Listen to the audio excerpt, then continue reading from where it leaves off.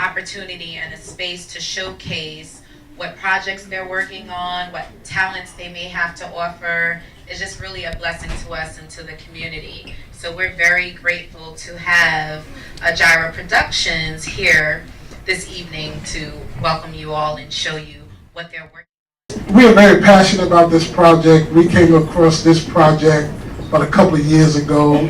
I had an assignment at a particular place of education, higher learning in this city, and it afforded me to do some research. And in my research, I came across this particular incident concerning Dr. King in 1958, and I thought it was pretty shocking and just mind-boggling, not to say the least, because I've never heard of this particular story concerning Dr. King's life. And I'm sure some of you are sitting here, having had the same astonishment when you heard about the story, because it was something that was never told on a major or large scale. He was a sneeze away from death.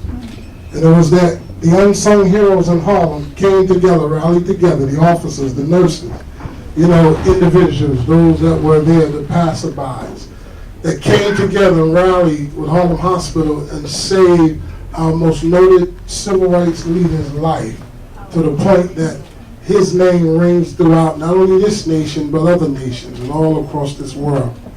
And it was because of the Harlem community. Dr. King agreed to come to Yale in the fall of 1958. About that time, he published his memoir called Stride Toward Freedom that you've just seen. And while he was in Harlem trying to promote his book, a woman stabbed him in the chest, 1/4 of an inch from his heart. He almost died. They rushed him to Harlem Hospital. I read about this in the New York Times, and I quickly sent him a note. I told him how sorry I was, and I hoped that he would still be able to come to Yale. I did not hear from him for a very long time. Over a month later, I got a letter from Harlem Hospital. And Dr. King promised to try and reschedule his visit, which he finally did for January of 1959.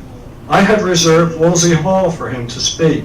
Woolsey Hall is the largest auditorium at Yale. It holds 1,800 people. And I began to wonder if perhaps I'd made a mistake.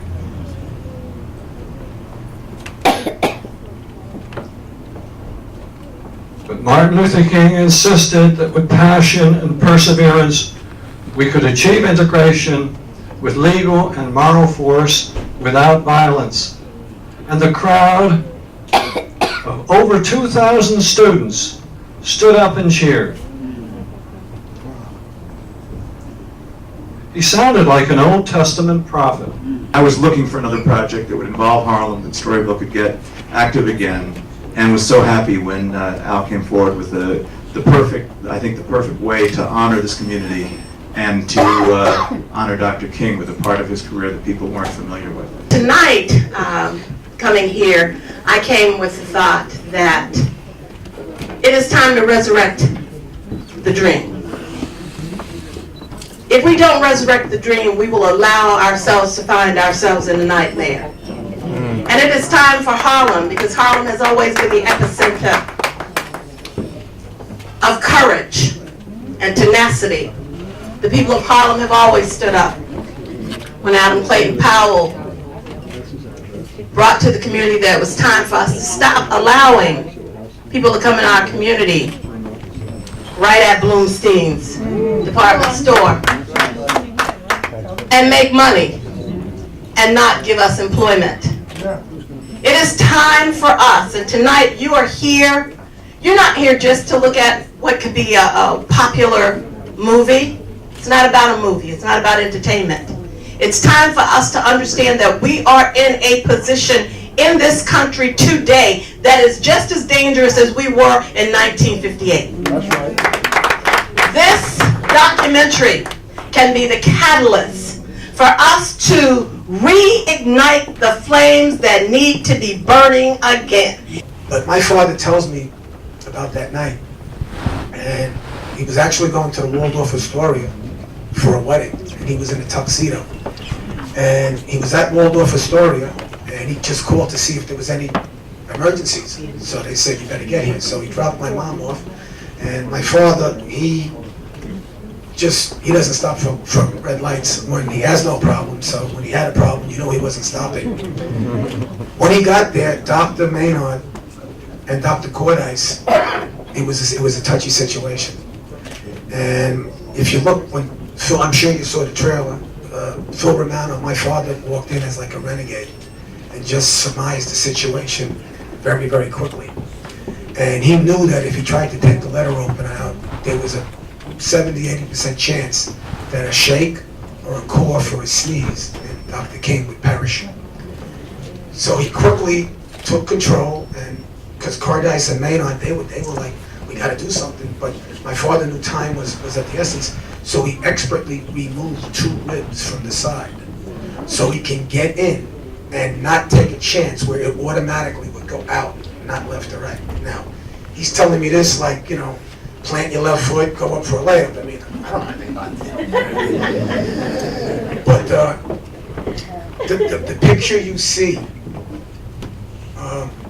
was my father got up at 5:30 in the morning the next day on a Sunday because he was worried there was a chance the dressing would get infected.